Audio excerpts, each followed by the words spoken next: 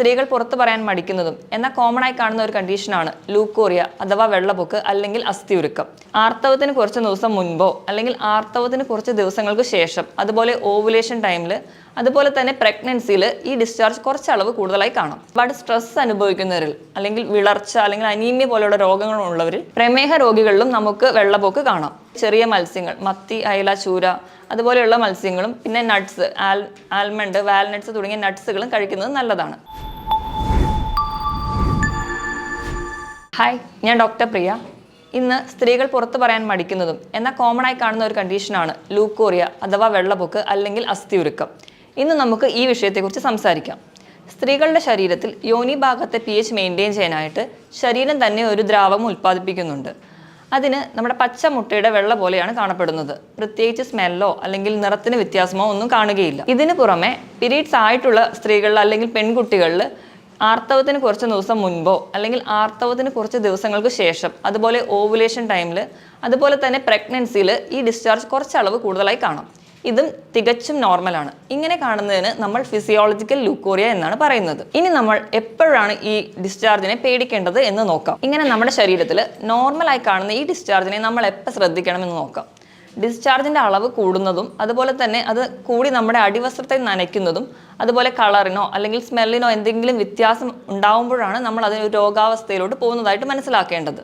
വെള്ളപ്പൊക്ക് ഉണ്ടാകുന്നതിനോട് അനുബന്ധിച്ച് മറ്റ് പല ലക്ഷണങ്ങൾ കൂടി കാണാറുണ്ട്. ക്ഷീണം, നടുവേദന, വയറുവേദന, പുകച്ചിൽ, ചൊറിച്ചിൽ, അതുപോലെ തന്നെ മലബന്ധം കാണാം. ഇടയ്ക്കിടയ്ക്കുള്ള മൂത്രശങ്കയൊക്കെ കാണുന്നുണ്ട്. ഇങ്ങനെ കാണുമ്പോൾ നമ്മൾ സ്വയം ചികിത്സിക്കാതെ ഒരു ഡോക്ടറെ അടുത്ത് പോകുന്നതാണ് എപ്പോഴും നല്ലത്. ഇനി എന്തുകൊണ്ടൊക്കെ വെള്ളപ്പൊക്ക് ഉണ്ടാകാം എന്ന് നോക്കാം. ഒന്നാമതായിട്ട് സെക്ഷലി ട്രാൻസ്മിറ്റഡ് ഡിസീസ്, അതായത് ലൈംഗിക ബന്ധം വഴി ഉണ്ടാവാം. അതായത് ഭാര്യയിൽ നിന്ന് ഭർത്താവിലേക്കോ അല്ലെങ്കിൽ ഭർത്താവിൽ നിന്ന് ഭാര്യയിലേക്കോ ഈ രോഗം പടരാം. അതുപോലെ തന്നെ രണ്ടാമതായിട്ട് ബാക്ടീരിയൽ ഇൻഫെക്ഷൻ. ബാക്ടീരിയൽ ഇൻഫെക്ഷൻ എന്ന് പറയുമ്പോൾ നമുക്ക് തിരിച്ചറിയാനായിട്ട് ഈ ഡിസ്ചാർജിൻ്റെ കളർ ഒരു ചാര നിറത്തിലായിട്ടാരും കാണും. അതുപോലെ ഒരു മീനിൻ്റെ സ്മെല്ലുണ്ടാവും. നമുക്ക് ഡിസ്ചാർജിനോടൊപ്പം തന്നെ ചൊറിച്ചിൽ അല്ലെങ്കിൽ പുകച്ചിലൊക്കെ അനുഭവപ്പെടാം. ഇനി ഇതൊരു ഫംഗൽ ആണെങ്കിൽ കാൻഡിഡിയാസിസോ അല്ലെങ്കിൽ ഈസ്റ്റ് മുതലായ രോഗാണുക്കളിൽ നിന്നാണ് ഉണ്ടാവുന്നതെങ്കിൽ ഡിസ്ചാർജ് ഒരു തൈര് പോലെയായിരിക്കും കാണുക. അതിനോടൊപ്പം തന്നെ ചൊറിച്ചിലും പുകച്ചിലും ഒക്കെ കാണാം. ഇനി സെക്ഷലി ട്രാൻസ്മിറ്റഡ് ആയിട്ടുള്ള കണ്ടീഷൻസ് ആണ് നമ്മുടെ ഗൊണേറിയ പോലെയുള്ള രോഗങ്ങൾ. അപ്പോൾ ഡിസ്ചാർജിന് ഒരു മഞ്ഞ അല്ലെങ്കിൽ പച്ച നിറത്തിലാണ് കാണുന്നത്. രണ്ടാമതായിട്ട് വൃത്തി കൂടിയാലും നമുക്ക് വെള്ളപ്പൊക്ക് ഉണ്ടാകാം. എങ്ങനെയാണ് വൃത്തി കൂടിയാൽ ഒരു അസുഖം ഉണ്ടാകുന്നത് നമുക്ക് നോക്കാം. നമ്മുടെ ശരീരത്തിൽ യോനി ഭാഗത്തെ സംരക്ഷണത്തിനായിട്ട് തന്നെയുള്ള ഒരു ബാക്ടീരിയയാണ് ലാക്ടോബാസിലസ്.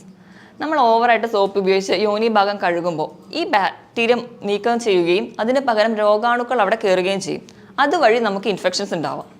മൂന്നാമതായിട്ട് മെനോപോസ് വന്ന, അതായത് ആർത്തവ വിരാമം വന്ന സ്ത്രീകളിൽ അവരുടെ സ്കിന്നിൽ ഹോർമോണൽ കുറയുന്നത് കൊണ്ടും ഡ്രൈനസ് കൂടുന്നത് കൊണ്ടും അവർക്ക് വെള്ളപ്പൊക്ക് ഉണ്ടാക്കാം. അടുത്തതായിട്ട് ഒരുപാട് സ്ട്രെസ് അനുഭവിക്കുന്നവരിൽ അല്ലെങ്കിൽ വിളർച്ച അല്ലെങ്കിൽ അനീമിയ പോലെയുള്ള രോഗങ്ങളുള്ളവരിൽ, പ്രമേഹ രോഗികളിലും നമുക്ക് വെള്ളപ്പൊക്ക് കാണാം. ഇതിന് പുറമെ തന്നെ ചില മരുന്നുകൾ കണ്ടിന്യൂസ് ആയി കഴിക്കുന്നവർക്ക്, ഇപ്പോൾ ആൻറ്റിബയോട്ടിക്സ് ഒരുപാട് കഴിക്കുന്നവരിലും നമ്മുടെ ആവശ്യത്തിനുള്ള ബാക്ടീരിയ കൂടി നശിച്ചു പോകുന്നത് വഴിയും നമുക്ക് വെള്ളപ്പൊക്ക് ഉണ്ടാകുന്നതായി കാണാം. ഇതിന് പുറമെ തീരെ ചെറിയ കുട്ടികളിലും നമ്മൾ വെള്ളപ്പൊക്ക് കാണുന്നുണ്ട്. അതെന്തുകൊണ്ടൊക്കെയാണെന്ന് നോക്കാം. തീരെ കുഞ്ഞു കുട്ടികൾ കളിക്കുന്ന അല്ലെങ്കിൽ എന്തെങ്കിലും സാധനങ്ങൾ യോനി ഭാഗത്തിടുമ്പോൾ ഈ ഫോറിൻ ബോഡി അവിടെ ഇരുന്നിട്ട് നമുക്ക് ഇൻഫെക്ഷൻ ഉണ്ടാവും. അതുമല്ലെങ്കിൽ നമ്മൾ കഴുകുമ്പോൾ ഒരുപാട് കെമിക്കൽസ് ഉപയോഗിച്ച് അവരെ കുളിപ്പിക്കുക അങ്ങനെയൊക്കെ ചെയ്യുമ്പോൾ കാണാം.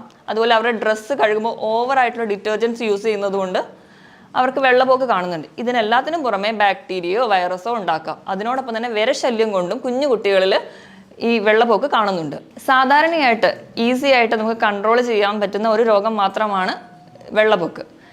പക്ഷേ നമ്മൾ വേണ്ടത്ര ശ്രദ്ധ നൽകിയില്ലെങ്കിൽ ഇത് യോനിയിൽ നിന്ന് മുകളിലോട്ട് കയറി വന്ന് നമ്മുടെ ഇടുക്ക് ഭാഗത്തുള്ള എല്ലാ അവയവങ്ങളെയും ബാധിക്കും. അതായത് നമ്മുടെ യൂട്രസോ ഓവറിയോ ഫലോപ്പിയൻ ട്യൂബിലോ ഒക്കെ വന്നിട്ട് അവിടെ പെൽവിക് ഇൻഫ്ലമേറ്ററി ഡിസീസ് എന്ന് പറയുന്ന ഒരു ഗ്രൂപ്പ് ഓഫ് ഡിസീസ് തന്നെ ഉണ്ടാക്കാനുള്ള കഴിവ് ഈ അസുഖത്തിനുണ്ട്. ഇനിയിപ്പോൾ ഇതൊരു ചെറിയ പ്രശ്നമല്ലേ, ഇതൊക്കെ നമുക്ക് വീട്ടിൽ തന്നെ മാനേജ് ചെയ്യാലോ, അല്ലെങ്കിൽ ഒന്ന് ചൂടുവെള്ളം കൊണ്ട് കഴുകിയാൽ പോരെ, അല്ലെങ്കിൽ ഉപ്പുവെള്ളമിട്ട് കഴുകിയാൽ പോരെ എന്നൊക്കെ ചിന്തിക്കുകയാണെങ്കിൽ അത് തികച്ചും തെറ്റാണ്. നമ്മൾ ഈ കണ്ടീഷനെ വേണ്ടത്ര രീതിയിൽ മാനേജ് ചെയ്തില്ലെങ്കിൽ ഈ ഇൻഫെക്ഷൻ നമ്മുടെ യോനി ഭാഗത്തുനിന്ന് മുകളിലോട്ട് അസെൻഡ് ചെയ്ത് നമ്മുടെ അരക്കെട്ടിൻ്റെ ഭാഗത്തുള്ള യൂട്രസ്, ഓവറി, ഫലോപ്പിയൻ ട്യൂബ് എല്ലാത്തിനെയും ബാധിച്ച് അങ്ങനെ ഒരു പെൽവിക് ഇൻഫ്ലമേറ്ററി ഡിസീസ് എന്ന് പറയുന്ന ഒരു ഗ്രൂപ്പ് ഓഫ് ഡിസീസ് തന്നെ ഉണ്ടാവാൻ കാരണമാവും. ഇനി നമുക്ക് എങ്ങനെ ലൂക്കോറിയ കൺട്രോൾ ചെയ്യാമെന്ന് നോക്കാം. ആദ്യമായിട്ട് വേണ്ടത് വൃത്തിയാണ്. ഇപ്പോൾ യോനി ഭാഗത്ത് ഒരുപാട് മുടി വളർച്ച എന്തെങ്കിലും ഉണ്ടെങ്കിൽ അത് ട്രിം ചെയ്ത് വെക്കാൻ ശ്രദ്ധിക്കണം. ലൈംഗിക ബന്ധത്തിന് മുൻപും ശേഷവും വൃത്തിയായി ക്ലീൻ ചെയ്ത് വെക്കാൻ ശ്രദ്ധിക്കണം. എപ്പോഴും യോനി ഭാഗം ക്ലീൻ ചെയ്യുമ്പോൾ മുമ്പിൽ നിന്ന് ബാക്കിലോട്ട് ക്ലീൻ ചെയ്യാനും നോർമൽ വാട്ടർ മാത്രം യൂസ് ചെയ്താൽ മതി. കൂടുതൽ സോപ്പോ ഡിറ്റർജൻറ്റിൻ്റെ യൂസ് അവിടെ വേണ്ടി വരില്ല. അതിനോടൊപ്പം തന്നെ നമ്മൾ അടിവസ്ത്രങ്ങൾ കൃത്യമായി വെയിലത്തിട്ട് ഉണക്കുകയും അതുപോലെ മൈൽഡായിട്ടുള്ള സോപ്പുകൾ കൊണ്ട് കഴുകുകയും കോട്ടൺ വസ്ത്രങ്ങൾ മാത്രം ധരിക്കാനും ശ്രദ്ധിക്കണം. ഇതിനോടൊപ്പം മറ്റ് പല അസുഖങ്ങളുള്ളവരാണെങ്കിൽ ഇപ്പം ഡയബറ്റിസോ അല്ലെങ്കിൽ വിളർച്ച അങ്ങനെ രോഗങ്ങളുണ്ടെങ്കിൽ ആ രോഗങ്ങളെ ആദ്യം തന്നെ കൺട്രോൾ ചെയ്യാൻ ശ്രദ്ധിക്കണം. ഇതിന് പുറമെ ധാരാളം വെള്ളം കുടിക്കണം. അതുപോലെ നമ്മുടെ രോഗപ്രതിരോധ ശേഷി വർദ്ധിപ്പിക്കാനായിട്ട് ശ്രദ്ധിക്കണം. അതിനായിട്ട് നമുക്ക് വൈറ്റമിൻ സി അടങ്ങിയ ഭക്ഷണങ്ങൾ കൂടുതലായിട്ടും കഴിക്കാം. സാധാരണയായി കാണുന്നത് പുളിയുള്ള ഫ്രൂട്ട്സ്, അതായത് നെല്ലിക്ക, നാരങ്ങ, ഓറഞ്ച് തുടങ്ങിയ ഭക്ഷണങ്ങൾ കൂടുതലായി കഴിക്കുക. ഇതിനോടൊപ്പം തന്നെ ഇലക്കറികൾ കൂടുതലായി കഴിക്കണം. ഒമേഗ 3 ഫാറ്റി ആസിഡ് അടങ്ങിയിട്ടുള്ള ഭക്ഷണങ്ങൾ കൂടുതലായി കഴിക്കുക. അതായത് ചെറിയ മത്സ്യങ്ങൾ, മത്തി, അയല, ചൂര അതുപോലെയുള്ള മത്സ്യങ്ങളും പിന്നെ നട്ട്സ്, ആൽമണ്ട്, വാൽനട്ട്സ് തുടങ്ങിയ നട്ട്സുകളും കഴിക്കുന്നത് നല്ലതാണ്. ഇതിനോടൊപ്പം തന്നെ റെഡ് മീറ്റ്, അതുപോലെ ജങ്ക് ഫുഡ്സ്, ബേക്കറി ഐറ്റംസ്, മധുരം അടങ്ങിയ ഭക്ഷണങ്ങൾ ഇത് പൂർണ്ണമായും ഒഴിവാക്കുക.